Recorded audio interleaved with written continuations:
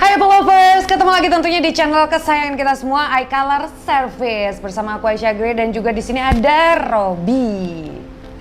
Halo dong. Halo. Nah, Robby ini nih jagoan kita, jagoan iColor khusus untuk Apple Watch. Jadi dari setiap store nih, tiap kali ada kerusakan, apalagi kerusakannya tuh yang berat-berat, udah pasti dihandle sama orang ini. Nah, mumpung lagi ketemu nih hari ini kita mau bahas untuk kalian pengguna Apple Watch ataupun yang sedang mempertimbangkan untuk beli Apple Watch dan juga menggunakan Apple Watch.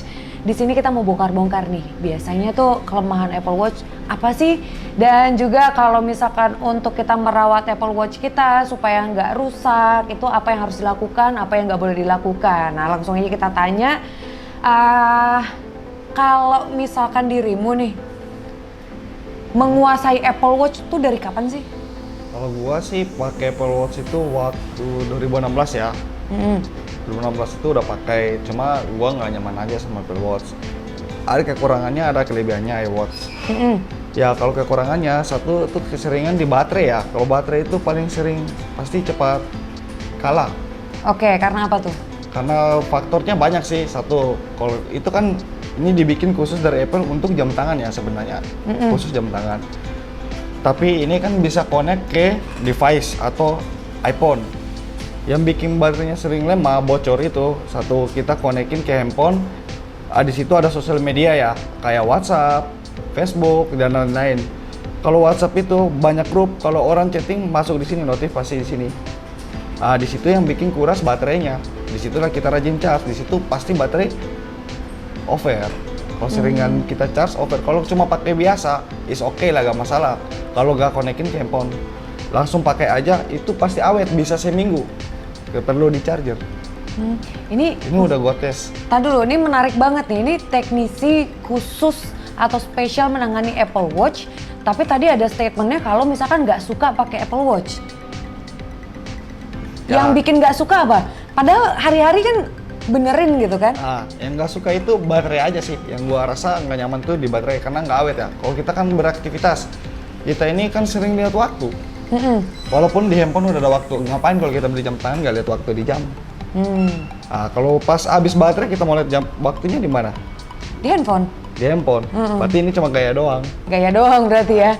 Kalau gua sih nggak mau. Kalau gua sih, gua pengen pakai barang itu gua fungsiin semua. Oke. Tapi kalau misalkan orang servis baterai itu emang bener-bener karena kondisi baterainya ngedrop. Ngedrop tuh dalam arti Bocor baterainya bocor ya? Atau karena ada masalah lain di baterainya? Bocor, rata-rata bocor. Di sini yang masuk keseringan bocor ya, ganti baterai bocor. Biasanya tuh bocor setelah berapa lama penggunaan? Itu kalau iWatch sih tergantung ya. Ada kadang sebulan aja dari baru beli baterai bisa rusak.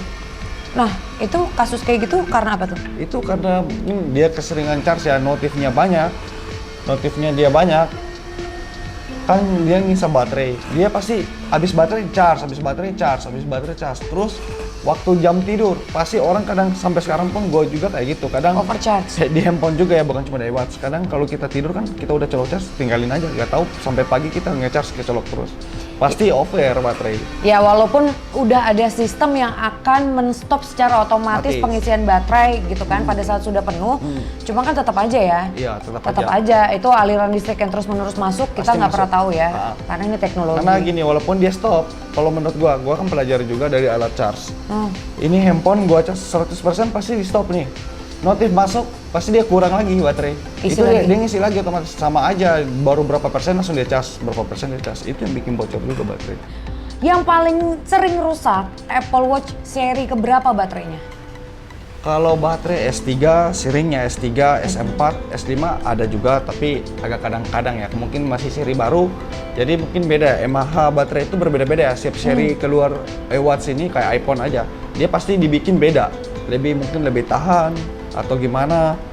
Tapi yang paling sering masuk ini S2, S3, sama S1 juga ada, tapi masih agak jarang sekarang. S1 kan mungkin udah mulai bukan punah ya, maksudnya udah pengguna mungkin udah pada upgrade iWatch, tapi yang banyak S3 sampai sekarang masih ada aja.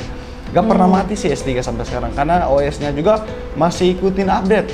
update terus sampai versi terbaru masih ada sampai sekarang. Jadi pengguna S3 paling banyak ya kalau gue lihat sih masih banyak S3 sama S4 yang sering ganti baterai di sini. Oke, berarti S3 yang paling banyak untuk di servis ya? Ya, di servis. Oke, kemudian setelah baterai, apalagi nih yang paling gampang rusak dari Apple Watch? Yang paling gampang itu kebanyakan OS baru diupdate, pas diupdate dari handphone itu sering putus. Pasti error di handphonenya. Itu gak bisa, masalahnya gagal pairing atau dia logo gambar merah itu kayak logo iTunes ya, di situ ada tulis Apple website kalau nggak salah. Ada logo Apple, pokoknya ada website Apple. Itu logo dari terjadinya itu kita coba update di jaringan yang memang kita nggak tahu nih jaringan cepat apa enggak. Kita maksain update. Di situ terjadinya crash. Internet putus, pasti data crash di dalam. Crash, disitulah jadi error. Itu yang kebanyakan seringan masuk di sini. Dua, itu terlambat update. Semakin lama kita nggak update, pas kita mau update, itu versi udah berapa versi tingkat. Contoh versi dulu kan 75, sekarang naik 76, sekarang mulai 80, 81. Kita awal OS, ya contoh OS-nya ini OS 6 nih. Kita pas mau naikin terlambat, kita naikin langsung di iOS 8, pasti itu nggak bakalan bisa. Karena kita udah berapa level ketinggalan. Itu gak bakalan, pasti kalau kita update jaringan di jelek pasti putus. Biasa nggak bakalan bisa diupdate. Harus melakukan restoring. Restoring data itu seperti install ulang ya. Itu harus bawa di tempat servis. Oh, seperti gitu. di iColor, bawa di sini. Iyalah, sama dia. Nah, jagoannya Apple Watch nih. Oke, kemudian apalagi keluhan yang paling sering ditemui nih? Atau buat kalau kerusakan mesin ya, keluhan yang di sini kalau buat mesin kebanyakan sih water damage. Oh, water Itu paling damage. Tapi kan kalau Apple Watch ini kan katanya nggak ada masalah kena air. Memang nggak ada masalah ya kalau kena air. Kalau menurut gua elektronik ini kan mesin elektronik ya, kita nggak tahu. Di sini kan di dalam itu pasti ada daya. Kalau mungkin kena percikan nggak masalah menurut gua, percikan air itu nggak masalah. Tapi kalau kita rendam itu pasti ada batas waktu. Makanya hari ini nih guys, kita bikin video ini supaya kalian tahu bagaimana kalian bisa merawat Apple Watch kalian supaya nggak gampang rusak gitu ya. Tapi kalau memang kerusakan-kerusakan major dan lain-lain sih, tapi kerusakan major maupun kerusakan berat sih so far kalau kita bisa benerin, kita pasti benerin. Dan ya si abang ini nih, ini menerima servisan Apple Watch dari semua store iColor. Jadi kirim semua ke sini ya. Kirim ke cabang Serpong ini. Iya, dikirim ke cabang Serpong ini karena ini udah paling jago gitu. Ini andalan kita lah untuk Apple Watch. Tapi semoga kalian ya memiliki device Apple Watch nggak gampang rusak setelah menonton video ini pastinya. Tapi kalau misalkan rusak ya udah dikirim aja ke abang ini ya. Dan ada lagi nggak nih yang mau disampaikan ke Apple lovers kita terkait dengan Apple Watch terakhir? Apple Watch sih, kalau menurut gua sih, ya ini ada yang keluar yang baru ya, saya setuju ya, keluar di tahun ini.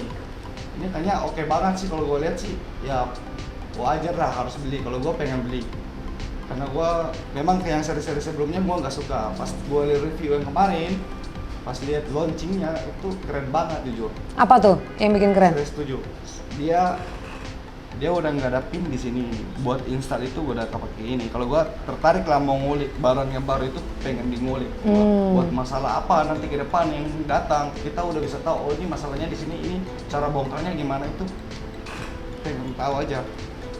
Tapi di Indonesia kan belum masuk di luar ya. iPhone 13 aja di Indonesia pun yang iBox belum ada juga, iWatch juga belum ada. Sama MacBook kemarin yang launchingnya MacBook M1 Max launching itu barengan iWatch. Itu keren banget sih, coba lihat review di YouTube dari Apple resmi, di YouTube-nya Apple resmi ada iWatch juga. Keren banget. Ada iWatch ya, walaupun masih bulan November ini masih dibuka untuk pre-order ya. Pre-order. Untuk pre-order untuk penjualan secara resminya di iBox gitu kan. Jadi ya cuman dari yang nggak pernah tertarik pakai Apple Watch, tertarik di seri 7 ya? Seri 7. Karena seri 7. Mungkin pasti dibikin Apple kan pasti lihat report dari orang-orang ya, apa yang sering yang bikin masalah kekurangan di iWatch itu paling orang banyak komplain kalau gue lihat dari website itu rata-rata di baterai. Cuma itu masalahnya. Jadi Apple setiap mungkin keluarin produk dia revisi, dia baca juga komen-komen orang. Dan mungkin dia langsung asal buat. Dia lihat dulu, oh ini kekurangan di sini, oh baterainya yang jelek. Kita kayaknya kalau bikin ke depan mungkin baterainya kita harus bikin lebih gede, mAh-nya lebih gede, mungkin seperti itu sama yang terjadi di iPhone 13 ya. Ini kan juga kapasitas baterainya ini meningkat hingga up to 2,5 jam gitu kan. Terus juga nggak mau kalah dengan smartphone lainnya, kameranya juga di-upgrade lensanya gitu kan. Jadi memang Apple lagi ngejar banget perbaikan di tahun ini ya. Jadi sih untuk device-device Apple yang keluar di tahun ini sih hampir semuanya rekomend sih untuk dibeli ya. Kalau gue sih suka 13 ya, kalau gue lihat reviewnya kan kameranya itu oke banget, apalagi kalau YouTuber. Nonton reviewnya tuh di ini kan channel iColor dong. Iya dong, kemarin udah lihat juga. Ya cakep lah, yang perbandingan 12 sama 13 kan itu. Nah, yang belum nonton tinggal klik aja di sini. Dan kalau misalkan nanti Apple Watch 7 begitu kita udah dapat, kita langsung bikin video bongkarnya ya. Untuk kita lihat kualitasnya apa sih yang di-upgrade gitu kan, entah baterainya, entah kualitas seal-nya dan lain-lain.